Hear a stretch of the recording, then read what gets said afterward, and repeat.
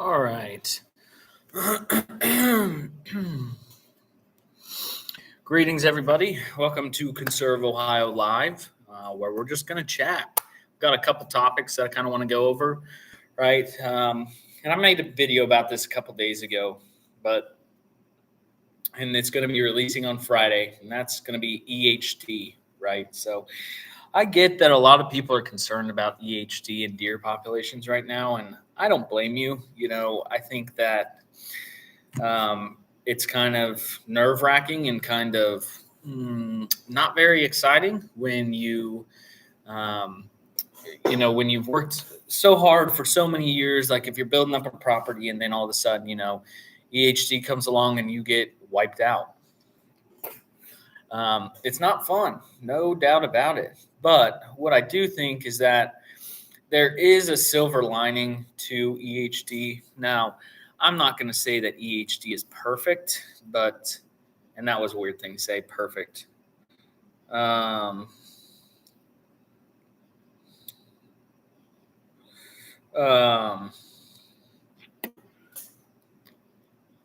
not like EHT is going to be a game changer to your herd or something like that, right? It's not. But what it can do, right, is it can sort of give the deer population a spike, right, and get unhealthy genes out. Hang on, I'm going live on one more page here. What's up, man? How you doing? Appreciate you stopping in. But yeah, what's going on? Not much. Just hopped off a podcast with a new buddy. He's starting up a podcast, so that's going to be pretty cool. And I figured I would go ahead and hop on a live stream since I have everything here and all together. Why not go live, right? So live on YouTube, live on TikTok. It's just kind of how we're rolling these days. I'm going to slide this over. But yeah, I kind of just wanted to talk about EHD. And then, we can talk about whatever else. We're at least season for us is coming up here soon. We got a week till season comes, and EHD is still hitting our area hard, and nobody's happy about it, right? But I do think there's a silver lining when it comes to EHD, right? I think that EHD, while devastating when you're in the midst of it, right, in the midst of the storm of EHD, you're like, holy crap, I just lost a bunch of bucks and a bunch of does. Like, what's going on, right? But with that being said, I think there is a silver lining, right? And I've done quite a bit of research on EHD because I didn't really know much about it. And what I've also learned is that not many people at all know much about it, right? There's a lot of people that mistake EHD for CWD, things like that. And it's totally different. And there's a totally different game plan that goes along with combating it, right? Clean areas around the water is what's really going to help with EHD pressure, right? Because those little midges tend to, I don't know what happened there on YouTube. Are we good? Good. EHD can kind of tend to, I'm checking okay, sweet. Looks like the clarity's good on YouTube. But EHD is from midges they breed in mud around water, right? So that's where EHD comes from primarily. And it doesn't, I don't know. And let's look here. Does EHD spread from deer to deer? I don't know that it does, to be quite honest. Yeah, so it's spread by the midges, right? So I don't think that, like, say one deer gets it, I don't think it's going to pass it to another deer. So that's good, right? And I appreciate the lives on TikTok or the likes on TikTok. EHD isn't going to infect one deer and then that deer is going to spread it around. I don't think that's how it works. What I do think is that it spreads from those midges, right? And those midges are the reason it appears to kind of spread, right, is because those deer, they're all attracted to that water source. And it happens in years when we have bad droughts, right? So when we have a bad drought, EHD, that, the deer have to come and find the water sources, and they have to really look, and they're congregated around those water sources more. So in turn, you get outbreaks, right? Especially in heavy drought years, which is obviously concerning. And I'll get to the point of this in a second. I've been going around in circles for a minute here, but what I think the silver lining is it's going to weed out bad genetics a lot of the times. I really, truly believe that. It's going to make it, there's going to be less competition for food sources, right? So deer that are, fighting right now to get scraps of food, right, will have the opportunity. They won't have to work so hard for food, right? You have to think about it this way, right? Before humans, if we're thinking, what's going on, Forever? What's going on, Patrick? Good to see you, man. Before there were hunters, right? If we're talking about this from a purely, like, if we want to go the evolutionary route, right? If there weren't people to hunt the deer, the population or any natural predators, right? Or not enough natural predators, let's say. Nature has to weed out the population somehow. It just has to. And this is just nature's way of taking its course, unfortunately. As hunters, we see it and like, wow, this sucks. I'm losing my target. I lost my target buck this year. I lost some of my mature does that are really helping breed, right? This blows. But I think you're going to see, and there are some studies that show, especially out of Pennsylvania, that show that there have been big trophy deer taken in years following EHD. So it's just something to consider, right?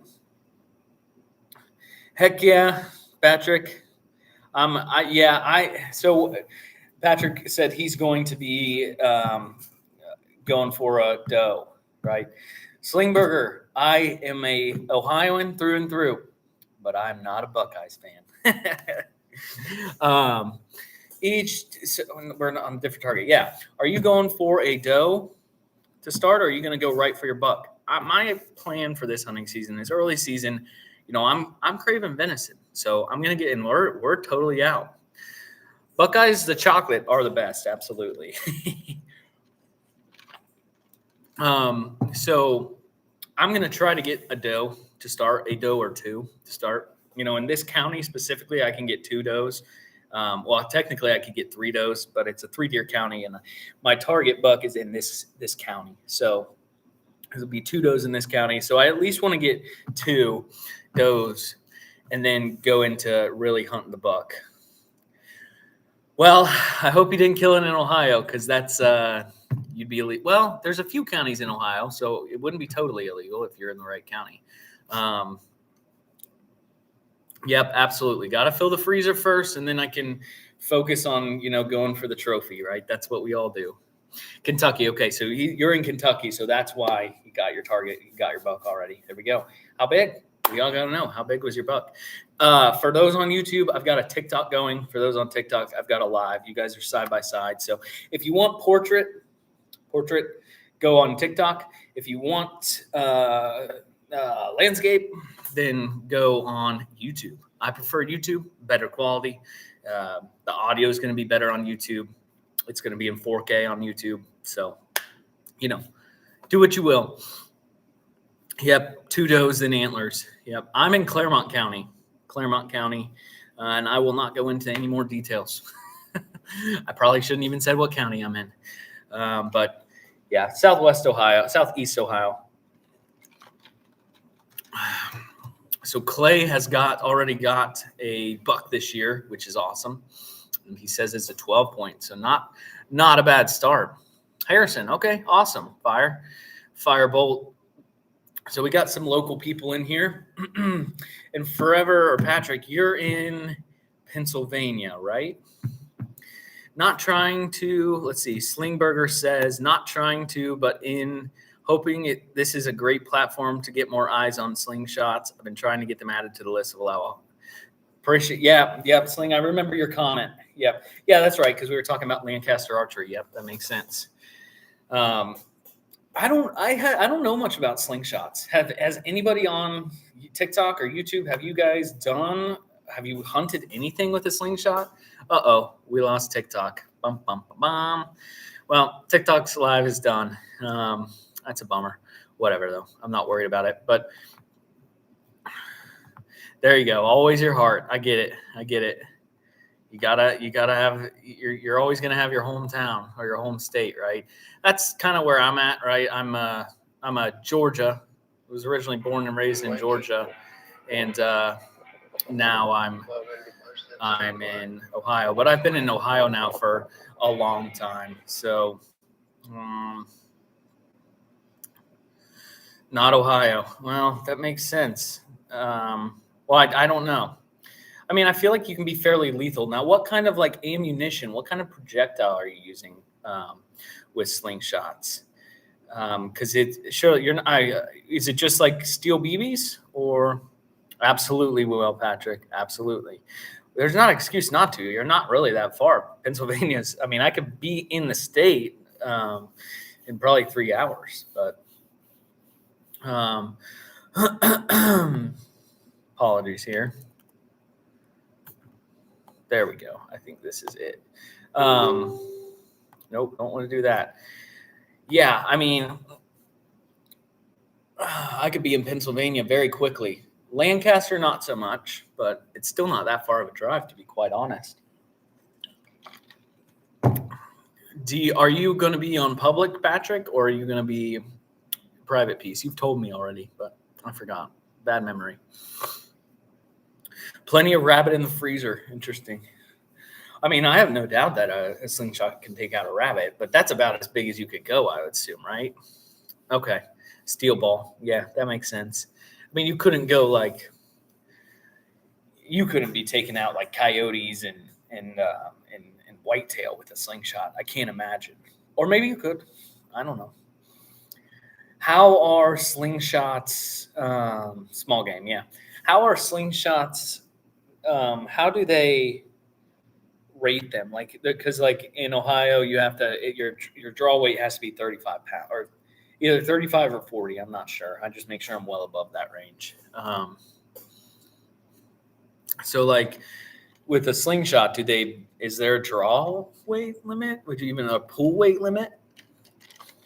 I'm not sure how that would work, to be quite honest. Yeah, finding public land is tough. There's not a doubt about, or private land is tough. You know, especially you get so many people now that just can drop tons and tons of money that I don't have to pay for leases, right? And it's just like, well, guess I'm done there. So, you know, it is what it is. Yeah, that would be my question with slingshots.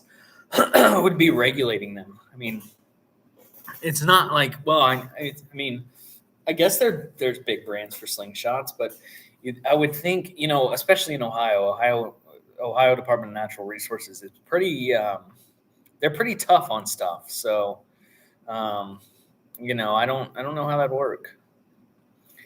Knocked on hundreds of doors. Almost everything is leased out these days. Yeah, that seems to be the case. I just got lucky. I mean, I live in kind of in the middle of nowhere, right? And for some reason, this guy who owns the piece, literally right behind my backyard, he was maybe I caught him on a good day. I don't know, but he's a really good guy, and you know, he's like, yeah, as long as you don't cut down all my trees and stuff, and give me a piece of backstrap, then you can hunt it. So that's a fair deal for me, right? I mean, I'll take that all day, every day. If you are on this live and you haven't subscribed yet, make sure you subscribe. I've got a new video coming out Friday, and you know, I do short form content throughout the day, pretty much every day. So there's always something popping up, but make sure you subscribe. I know Sling and Patrick, you are, but let's see. Check out Slingshots and Shenanigans. He's a great sling hunter in Alaska, rabbits and grouse. I can't stick around tonight. See y'all soon. God bless, bro. Well, thanks, Slingburger. I appreciate you hopping on here. And God bless you as well. God bless you as well. Yeah, slingshots for hunting is an interesting topic. I'm not sure. I don't think that I would ever shoot with or hunt with a slingshot, but it would be interesting. Yeah, it does sound pretty wild, slingshot hunting. I'm going to stick to my bow and arrow for now. It's what I'm comfortable with, so I'm going to go here. The problem with a slingshot is it's going to be pretty hard to send one of these bad boys through a slingshot. And those are pretty lethal. And that's what, except I broke this one. But for, Patrick, I was telling you about this. This is one of the broadheads that I shot through a target, and well, you can see the result of that. They do sell replacements though, which is cool. I actually got, so these stingers, these Magnus stingers, these are the buzz cuts, so they've got like the serrated edge. On the back it says lifetime guarantee replacement. Now I don't know, does anybody know, does that mean free replacement? Clay, you hopped on here, sweet. Free replacement, or does it mean they just promise they'll make these for, whatever the lifetime is? Okay, well, that's a big selling point for me. Let me grab one.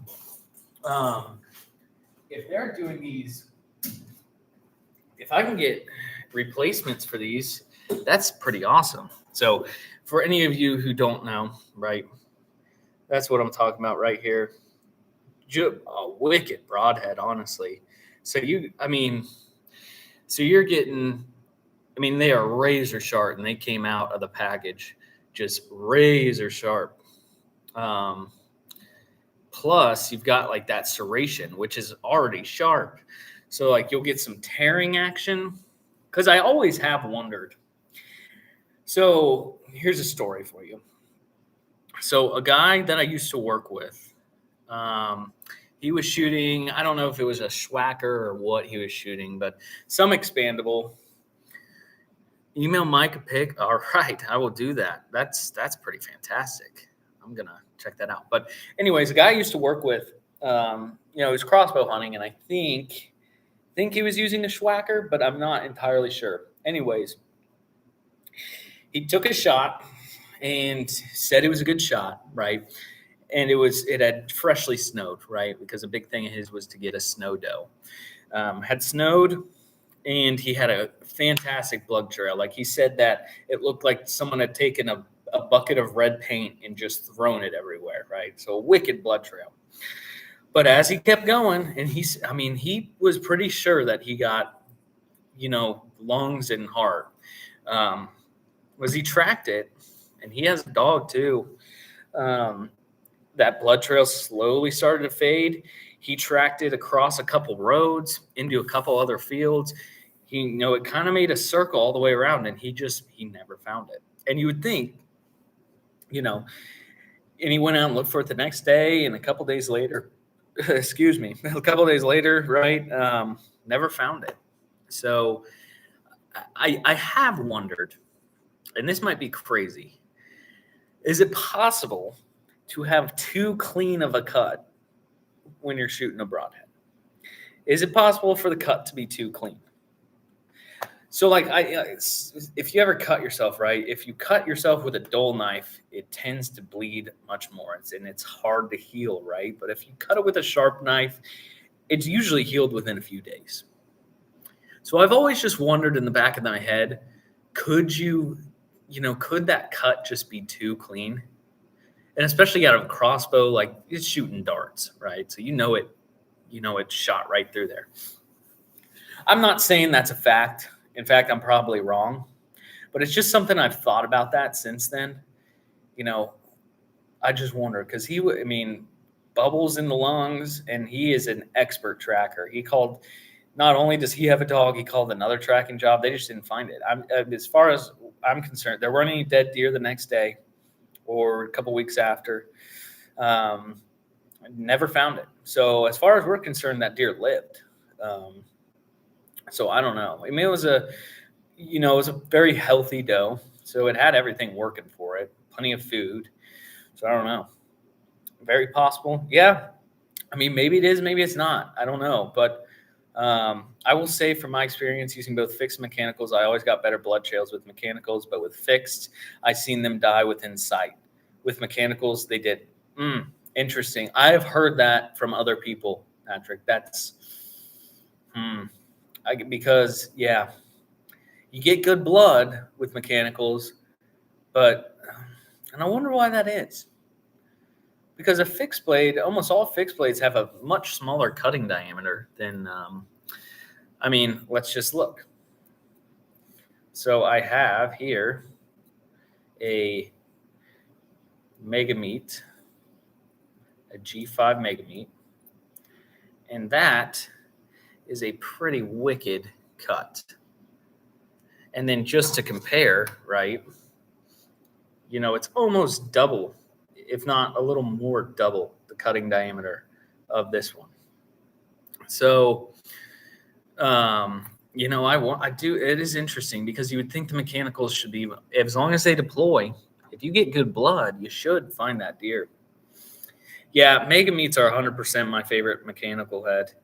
I have heard good things about the Beast broadheads, though.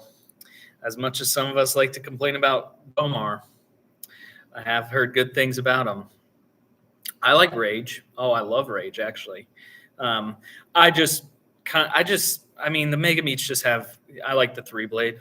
But I actually have a bunch of Rage. Rage is a great broadhead.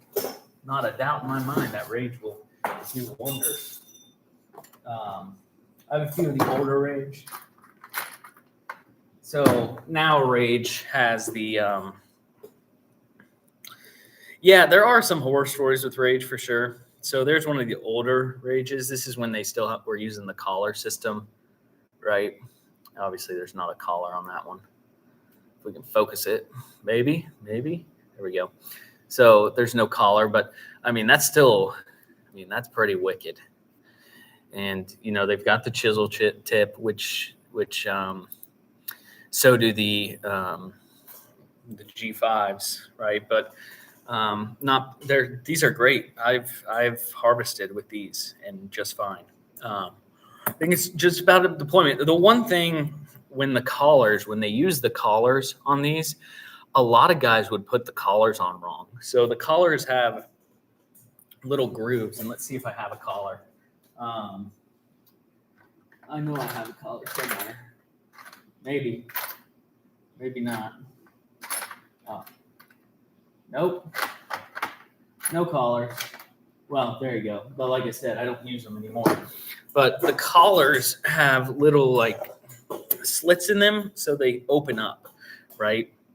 And a lot of guys would align the blades with that collar, like with that slit.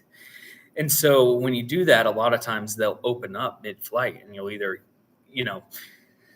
especially if you're not tuning your bow and you don't have it in tune, if a big old broadhead like this opens up mid-flight, then you're more than likely going to miss that deer, or worse, get a bad non-lethal shot, or a lethal but find it 10 days later shot. Coyotes find it. So you had it with the Rage, you had to make sure you put the collars on right with the old ones, old styles, and then just hope for the best. But they're fine. Rage, I've heard tons of horror stories. Yeah, read that one. Use a tri-pan. Yeah, I never used a tri-pan. One of my favorite fixed head is Tooth of the Arrow XL. Another one I like is the QAD. I'm trying to see but QAD makes here we go. QAD makes a pretty wicked 3-blade broadhead, and these fly fantastic. And I'm a big fan of these, but these are good. They're a little pricey, but they're good. Well, actually, they're not. They're less. I think they cost less than the Stingers do. I saw that. I saw that. The age-old question of fixed versus mechanical, right? I saw that. Appreciate the likes, guys. Appreciate the likes. It's awesome. But let's see. Where were we? QAD, the QAD Exodus is really good, but I don't know. I really like. So I shot this one quite a bit today, right? And so I did have to do some knock tuning. My bow is shooting darts through paper, and so I did have to. But if you get arrows that are spine aligned, then you typically don't even have to do any. So as long as your bow's tuned, for the most part, your fixed blade should fly good. But I didn't have those knock tuned quite yet. So, but they are now. So my quiver, I've got. I'm excited to use those. I'm really excited, and I'm also just excited to be able to resharpen. Because the QADs are tough to resharpen too, because they're that 3-blade, so they get kind of at it's a funky angle to try to sharpen those. But they still work fine. If I use one, I typically just will get a buy a replacement, just a new broadhead. What I will say is that, like I said, sharpening's tough, and they can be kind of hard to find, at least in my area, which is whatever.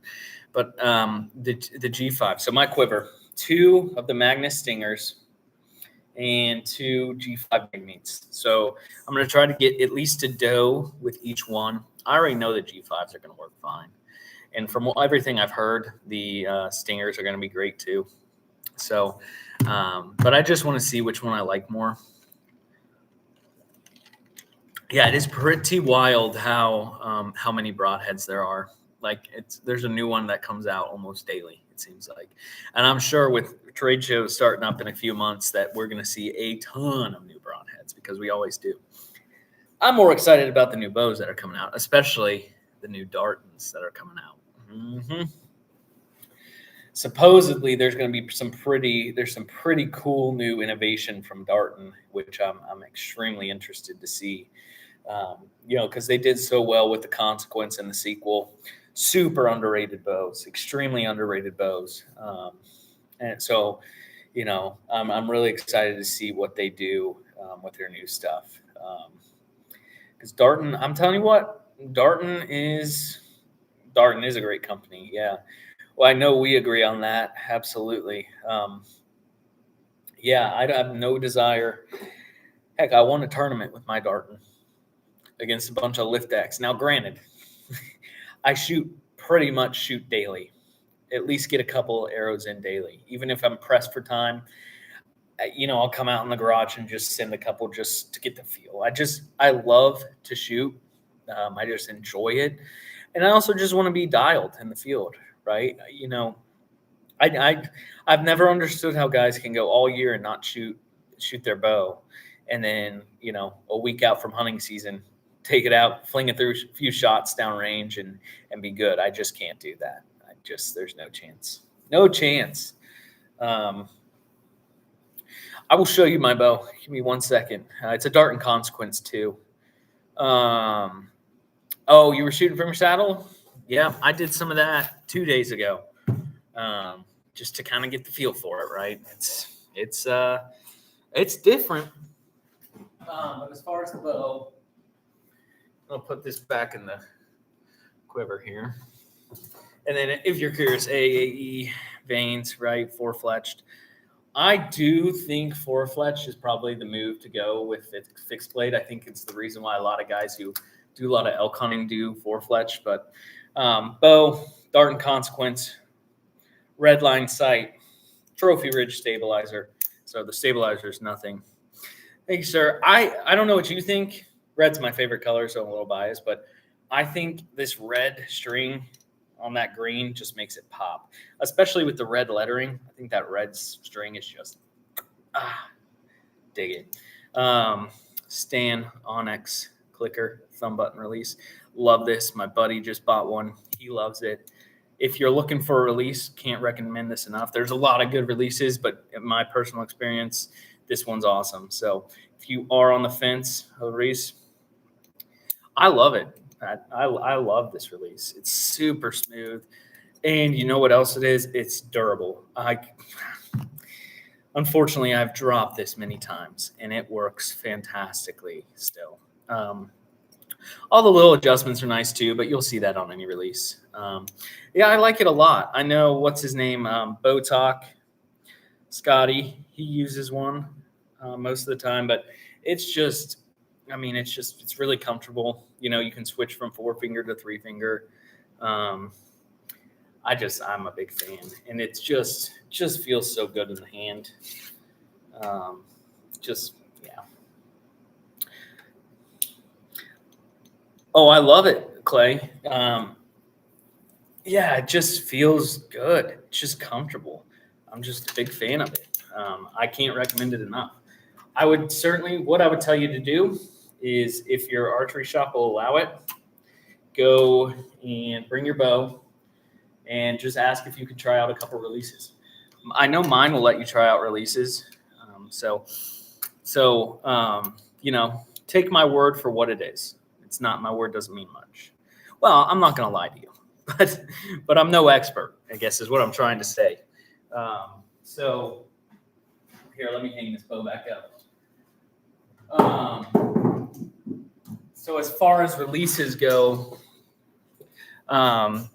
it's all personal preference, right? It's all personal preference. So if you haven't shot a thumb button release ever, like if you're making the switch from index to thumb, definitely don't just take some random guy on YouTube's advice. Go to a shop and try out all the releases that are in your price ranges. The releases are just like bows. You can get a really expensive one or a really cheap one. It's just kind of what you're thinking, right? So go try them out. Everything that's in your budget. Just go from there. I know me and Forever Bow Hunting have similar opinions on how people should go about buying things. Don't take random guys' advice. Try it out yourself. And see if you can't talk to a professional, like one of your archery techs, and talk to them about it and let them help you out and just get you set up, right? And if you can, go to a reputable bow shop. Don't just, there are some like Bass Pro Shops, Cabela's, Vance Outdoors, things like that, maybe Academy, that have good techs and bow techs, but oftentimes they don't. So if you can, go to a reputable bow shop, like Forever, obviously he's by Lancaster Archery. So obviously might be busy, but they're reputable, right? By me, I have Broken Rack Archery, been around forever. They're great. They're just super smart when it comes to archery stuff. I'm loving my Hot Shot Ignition. I had the wise choice and like that too. Yeah. I'm not going to, I don't think there's many releases out on the market that are just straight up bad. I think it's really just a personal preference thing. I don't think I've heard of the goat. It's funny that it's named that, though. Yeah, I think the Stan is 100% one of the best on the market. But so are a bunch of, the True Fires and stuff like that. Yeah. Well, if you're ever in the Ohio area, I'd be happy to let you use it. But I'm sure Lancaster has some that you could try out. So when's everybody's season starts? I know Forever Bow Hunting starts close to mine. What about everybody else? So we're on the 27th. So I'm counting down the days. 9 days. It's going to be the longest 9 days of my life. No, 9 days of my life, probably when my son was born. Those were pretty long. But yeah, deer season's my Christmas. Just is what it is. It's the most wonderful time of the year. And the forecast looks absolutely fantastic next week. So we're in the 80s right now, but next week, like Thursday, the season opens up on Saturday. Thursday, we get a big cold front rolling in. And you know what a cold front means. I cannot wait.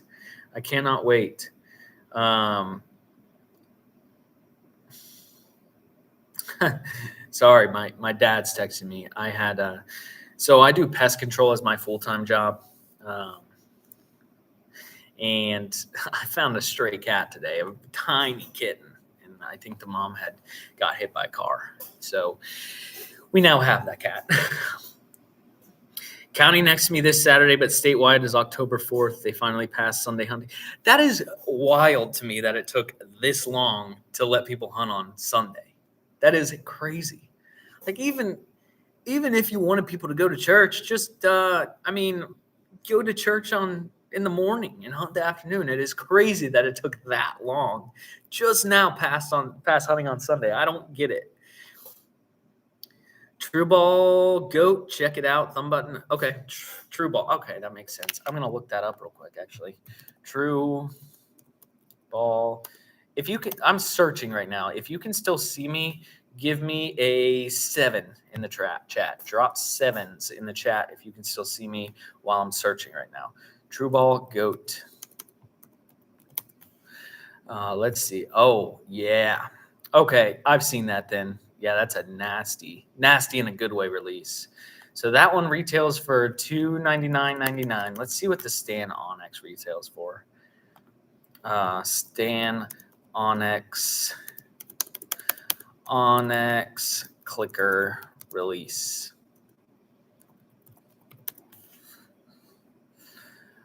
Oh, did I pay that much for that? Yikes. No, I didn't. I think I got a deal on my Stan. Thank you, Forever. I see that. That's going to be the thing. If I ask a question and you agree with it, 7s. Because 7, that's the Lord's number. It's a holy number. I got my Stan clicker it was like $259. I don't know why. I don't know if it was on sale or they just mispriced it, but apparently it retails for $319, which is kind of brutal, to be honest. Clay Murphy, you think you're started on the 8th? You think? PA is slow. They're behind the time. Yeah, I guess. We always say that Cincinnati is 10 years behind everything. Apparently, Pennsylvania is like 50 years behind everything. So UV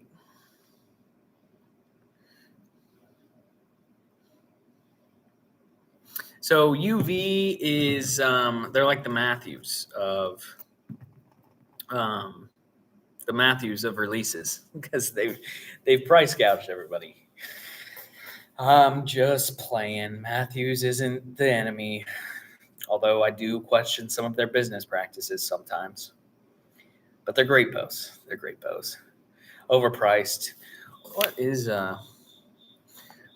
UV thumb button? I know they're crazy. Yeah, $349 for the UltraView, just the UltraView UV thumb button. That's that's pretty brutal. Pretty brutal. $375. Wow. Yikes. Yeah, I thank God I'm not in the UltraView arrows. Well, are those I'm not in the in the market for release, thank goodness. Let's see, UltraView arrows. Oh yes, I've seen these in that fancy black box. $219.99 for 6. Yeah, that would just not be happening for me. Not a chance. I wouldn't even shoot those if I was sponsored by them. What stands do you like? Ladder stands, lockdowns, or saddle stands for bow? I've used them all. I mean, I've shot a bunch of deer out of just regular ladder stands, but this year I will primarily be hunting out of a saddle. The stainless steel, okay. Well, still, stainless steel shouldn't be that much. Jeez. Yeah, I'll be hunting out of a saddle this year. So I just like the saddle. It's like a hybrid of stand and spot and stalk. You get the mobility of being able to pick a tree, right? And then you get the upside of being up in the stand. You know, I do think that ladder stands can have their place, but what I like about the saddle, right, is, you know, because the wind here it's different direction every day. It's a different direction in the morning than it is in the evening a lot of times. But sevens, let's go. I am just doing 3 sticks this year. I was able to get almost 20 feet up in a tree, so I'm going to start with 3 sticks. And if I need to go to 4, I'll go to 4. But I was able to get pretty high as I want to be up in a tree. I have a buddy who he said the wind was real swirly one day and he just wanted to get way up. And he got, I think he said with 8ers and 4 sticks, he got up like 42 feet up in a tree. And yeah, I have no desire to be 42 feet up in a tree. Although, if I'm falling out of a tree, might as well fall out of 42 feet. That way, you know, it's just over. If you fall out of 42 feet, you're probably toast. But I'm not going that high. I'm already a little timid about heights, so I'm going to, you know, especially still getting used to the saddle. I'm telling you what, I mean, I get that they're rated heavy for heavy stuff, but something about it's just a hurdle, you know, you got that tiny little rope, 10 millimeter rope, basically holding me up. And I don't know. That's something I just got to get past. But, you know, how is EHD for everybody? That is going to be the topic of the video. It seems like everybody really likes the hunting news videos I do, which, to be honest, are the most boring videos to make and edit. But, they're not horrible. I enjoy doing them. It's kind of just like this, but you got to edit. And so I got another Ohio hunting news coming out Friday because those have just done well for me. And people seem to like them. So give them what they want, right? I think being mobile is going to increase. Yeah, I agree, Clint. Especially, it's more so just being able to pick, to not be locked. To say you got a piece and you got 4 stands in different spots, not being locked into those 4 spots. When you can kind of work the wind with your saddle, I think that's a big, big, big upside. I was upstate New York at my uncle's farm 5 years ago. I got up about 25 feet and the wind started blowing like crazy. Let me tell you what I got right down. Yeah. I don't even like being a ladder stand when it's windy. It's just not enjoyable, but it is what it is. What you got to do to get a good deer, I guess. But oh, here's the cat I was talking about, the nice little stray. Yeah, I think we have decided its name is Wednesday. Per my son, he has decided Wednesday is a good name for this cat, so Wednesday it is. I used to hate cats, but then I realized they're really not that bad. And actually, I kind of like them. I like when they kill mice, too, that's for sure. Do I hunt anything else? Squirrel, coyotes, turkey, of course. My goal for this coming spring, and maybe this fall, because we do have a fall turkey season that opens on October 30th. I'm going to try to get a turkey this fall. So that originally in most areas, turkey hunting was a fall practice, a fall season. And then, it's been a while, but it was originally a fall season, and then they moved it to spring. So if you can get an old timer and talk to him about how to fall turkey hunt, go for it. I would like to have a guy on, like do a kind of like question and answer thing on how to hunt turkeys in the fall. In fact, I think I'm going to make a TikTok on that to see. But if you know anybody who's like an old timer who knows turkeys and knows how to fall hunt, let me know, because I'd like to interview them. But it's very different because you're not looking for. I mean, they'll gobble in the fall, I think, but so from what I know, you're more so going to be talking, gobbler to gobbler or hen to hen. You're not trying to entice a gobbler to come into your call, right? You're talking, you're like, hey, I'm another Tom or I'm a Jake. Come see me, come hang out with me. Turkey hunting is fun, but I'm not very good at it. Yet. Ducks, I have, but I don't. And it's just not very big in this area. There's not a lot of duck hunters around here. There's not a lot of places to duck hunt. Now, a lot of guys, and I've never done it, but a lot of guys, goose hunt. Like I have a acquaintance who just got a nice limit of geese, but I think that season's already over. So it's only a couple days. But no, I don't hunt ducks. It seems interesting. I love dove hunting. Dove hunting is about the closest thing. Yeah, that's the thing. I'm just not, I do gun hunt and I will gun hunt and I enjoy it and I like it a lot. But I was actually just on a podcast, which will be coming out in a week or so, or a couple weeks. I'll let you know when that comes out. But I was just on a podcast and we were talking about that. There's just something about bow hunting that just scratches an itch, But duck looks fun. I mean, I love shooting guns. Guns are one of my passions too. So I'm not against gun hunting, that's for sure. I do. So turkey hunting with a bow is quite the challenge. I went out a bunch with my bow to turkey hunt, and there was a bunch of times where if I had a shotgun, I would have had a bag.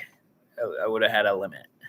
But with a bow, because at least with a shotgun, you're turkey hunting, even if you have to move, like you can still pop off a shot usually and get away with the movement, right? But when you're turkey hunting with a bow, you have all that movement, and it's not like you're drawing back, boom. It's it takes a few seconds, right? And the turkey's vision is just so good by the time you draw back. So I need to do quite a bit of research and look into like what the best way. I think one of the best ways to turkey hunt with a bow is just to get a ground blind.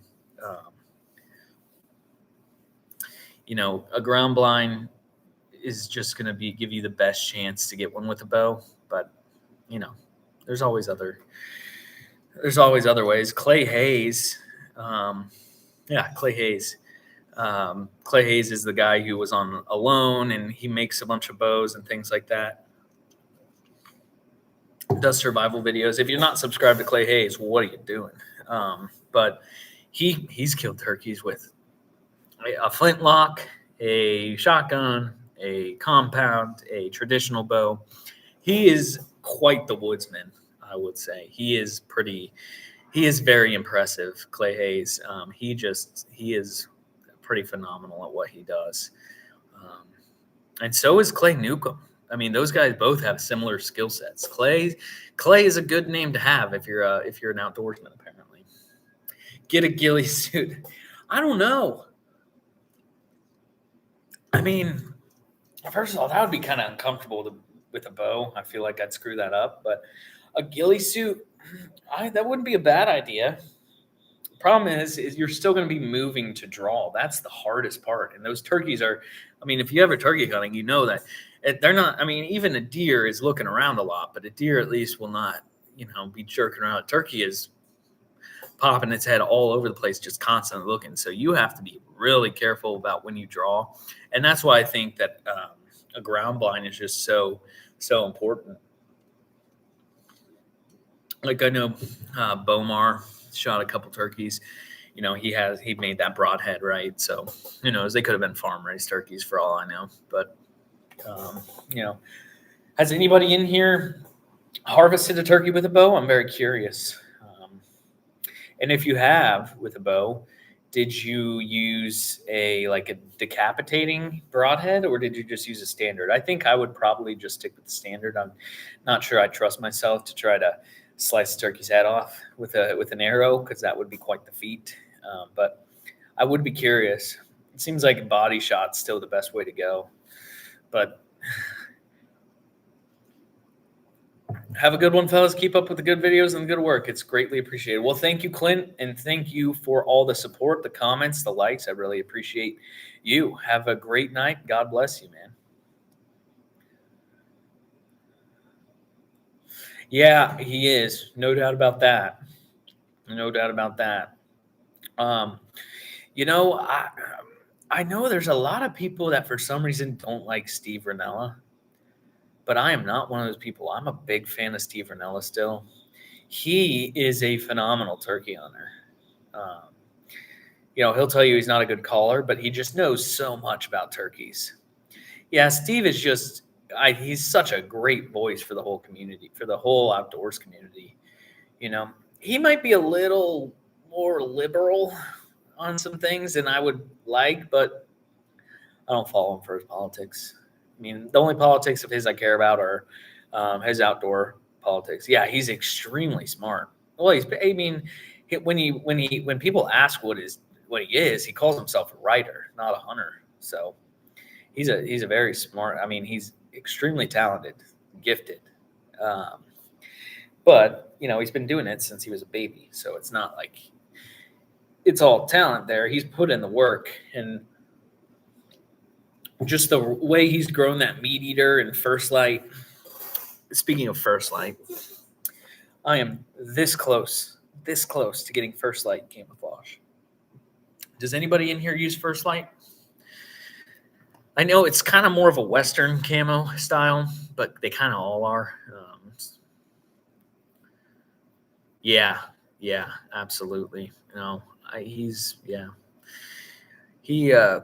just watched one of his podcasts that he did with, I forget the guy's name, but he's like a mountain man. He lived in Alaska for 15 years off the grid, totally off the grid, just ate what he could harvest. He's a great interviewer too. He lets people talk, which is a big deal when you're interviewing somebody. And shout out to the guy I just did the podcast on. That was a phenomenal pod. I've never been on a podcast before, but I doubt that there's many podcasts that are going to beat that one. That was awesome. But yeah, Steve's a great interviewer, and just a smart guy, pretty humble too. It's kind of everything you want. I loved it. Oh man, why'd you sell it? Yeah, I'm basically First Light or I've got it down to 3. First Light, Badlands, and Kuyu. I think Kuyu's off the table. And I think Badlands, just the only reason Badlands is because Badlands, there's a lot of Badlands deer or dealers. So that would be the reason I go with Badlands. And there's not a store I've been in this area that carries First Light stuff. So I bet I can order it. It would just be like if I needed warranty work done.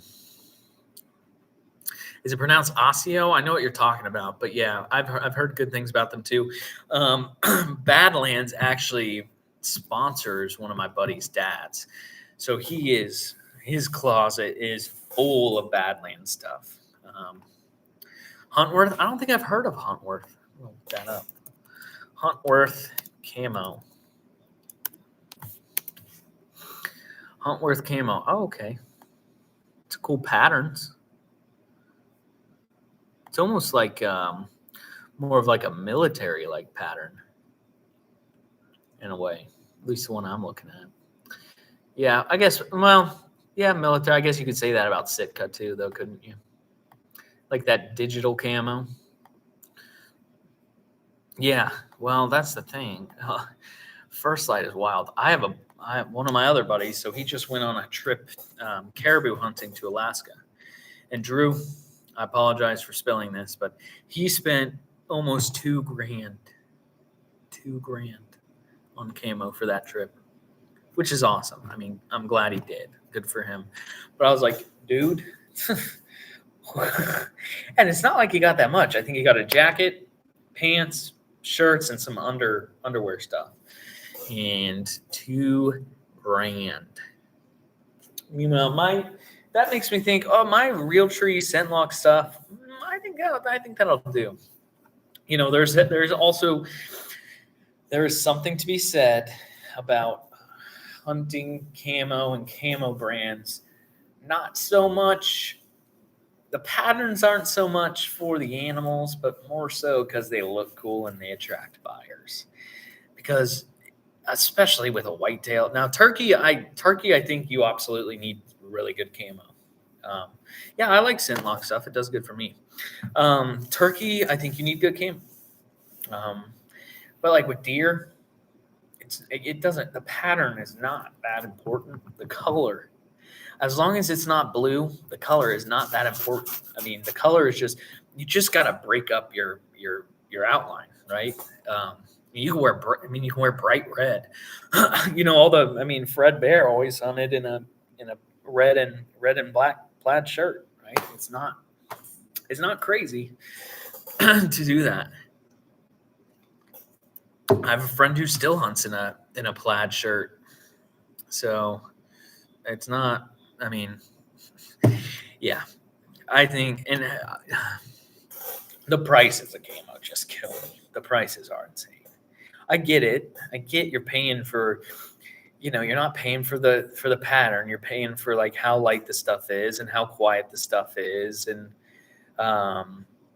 you know, all that kind of stuff. But it was cool though. So my buddy who bought that Kuyu, he said, or he was talking and showing that he could literally take the big jacket, like warm jacket, rated to like 0 degrees, and put it up and pack it up into a ball about that big, which that's pretty impressive, especially if you're going to Alaska to hunt. That's a pretty big deal, right? So, yeah, I mean, the weight saving, the quietness, but my scent lock stuff is quiet. I mean, it's very quiet. So, I mean, most camo now is quiet. But yeah. Well, all right, guys, I have reached my time limit. I only said I was going to be on here for an hour. So I don't want to go over that. I got to get to bed.